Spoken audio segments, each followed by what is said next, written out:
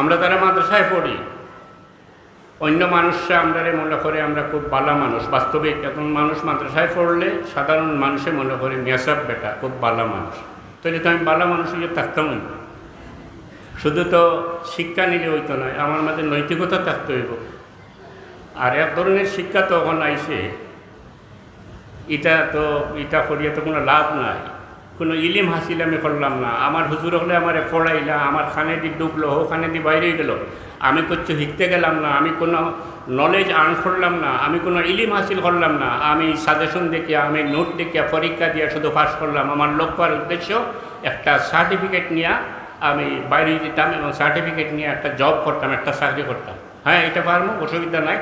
সারা বছর আমি না পড়িয়াও পরীক্ষার আগে ভাগে কিছু নোট, কিছু সাজেশন, কিছু গাইড পড়িয়া পরীক্ষা দিয়ে আমি পাস করিয়া দিতে পারবো। কিন্তু দুঃখের বিষয়, আমি পাঞ্জাবি পায়জামা পরমু, শেখাপন পাঞ্জাবি পরমু, আমারে মানুষে হুজুরও কইব, আমারে নেশাবও কইব, আমারে খুব সম্মান দিব, বাট আমার ভিতরে কোনো ইলিম থাকতো নাই। আমি সাজেশন পড়িয়া, আমি নোট পড়িয়া, আমি গাইড পড়িয়া পরীক্ষা দিছি, কোনো ইলিম নাই। আমারে কোনো ইলিমের কথা জিগাইতে আমি কইতাম পারতাম না। আর যদি আমরা মাঝে ইলিম না থাকে, তাহলে বর্তমানে যে আমরা তকবির দিই খুব জোরে জোরে বাতিলের বিরুদ্ধে, বাতিলের মোকাবিলা কীভাবে করবেন?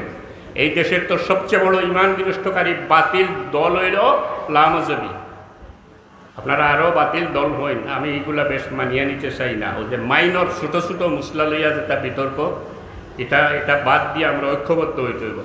আমরা এই দেশে ইমান লুটরা মানুষে ইমান নষ্ট করার, ধ্বংসের পথে নেওয়া, ইমান নষ্ট করার দল হইল লামাজবি। তারা মজহব মানে না, খাউরিও মানে না, নবীজিরেও মানে না, সাহাবায়ে কেরামও মানে না, ইমামও হলো মানে না, কোনো অলিয়াল্লাহ মানে না, কুচ্ছু মানে না।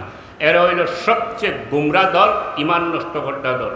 এরার মোকাবিলা আপনি করতে হইলে কিয়ের দরকার? ইলমের দরকার। তারার ইলিম থেকে আপনার ইলিম বেশি হইতে হইব। এতএব আমি অনুরোধ করব, যারা ছাত্র আছো, যারা ছাত্রী আছো, তুমি তাই এটা মনে করিও না যে আমি পাস করিলেও একজন আলিম হয়ে গেলাম, একজন শিক্ষিত মানুষ হয়ে গেলাম। আমি অনুরোধ করব, ইলিম অর্জন করো, জ্ঞান অর্জন করো, নলেজ আর্ন করো। বাতিলের মোকাবিলা তুমি তো একজনে হাজারো বাতিলের মোকাবিলা করতে পারবে। তোমার তখন কথার সামনে কথা হইতে পারতো না, জব্দ হইব, মাথা নত করে যেতে হইব। জিন্দাবাদ দিয়া, জিন্দাবাদ দেওয়াও লাগে, কিন্তু ইলিম লাগে। এর লাগিয়া বর্তমান প্রেক্ষাপটে মাদ্রাসা ছাত্রদের দরকার অত্যন্ত পাকাপোক্ত আলিম হওয়া।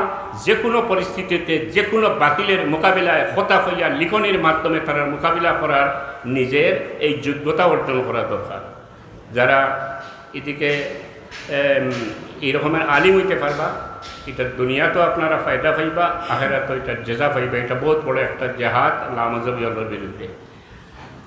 আমরা মাদ্রাসার ছাত্র যারা আছে, যেহেতু সমাতর মানুষে আমরা বালা মানুষ মনে করে, এত আমি তো সব দিক দিয়ে ভালো হইতে হইব। বালাবার পথ কিতা? আমি কোনো মশলা মশাইল না দিয়ে এক কলে হইতে চাই। আর সাহেব কিবলা রহমতুল্লাহ আলাইহিরে আমরা অনুসরণ করি। সাহেব কিবলা রহমতুল্লাহ আলাইহির সর্বক্ষেত্রে আল্লাহর হবিবের আদর্শ তান জীবনে আদর্শের প্রতিফলন আছিল, নবীজির আদর্শের প্রতিফলন। আমরা যদি তান জিন্দগিরে, তান জীবনটারে অনুসরণ করি, ইনশাআল্লাহ আমরা একটা ভালো মানুষ হইতাম পারবো।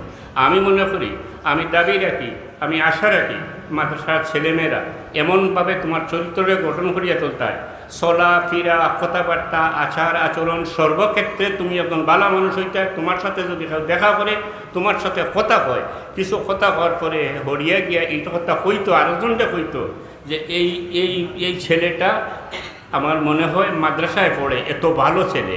এই মেয়েটা আমার মনে হয় মাদ্রাসায় পড়ে, না হয় এত ভালো হইল কিনা।